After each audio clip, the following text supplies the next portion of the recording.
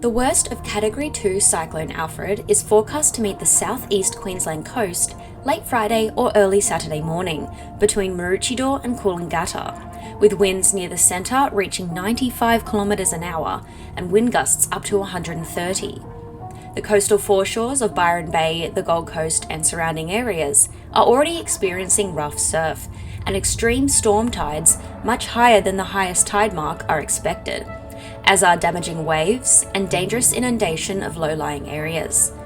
Rainfall is also expected to increase, with a high chance of life-threatening flash flooding near and south of the cyclone centre. In what is being called the worst weather event in the Gold Coast in the last 70 years, the Bureau of Meteorology has recommended anyone between Double Island Point in Queensland to Grafton in northern New South Wales to commence or continue preparations, including securing boats and property and preparing emergency kits.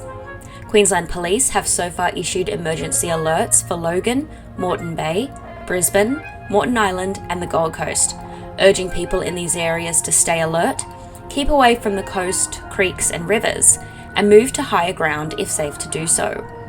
Police officers are continuing to door knock in these areas and assist preparations and emergency responders.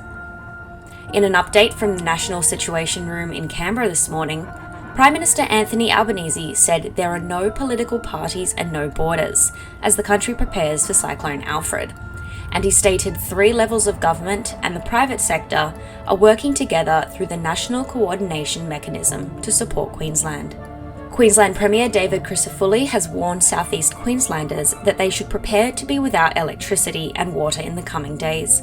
but urges residents to only buy what they need, as supermarket shelves are stripped of stock in a repeat of COVID-19 panic buying. It's important that people have sufficient food and water, he said, and I understand why Queenslanders want to do that. It's important for supermarkets to do their bit as well.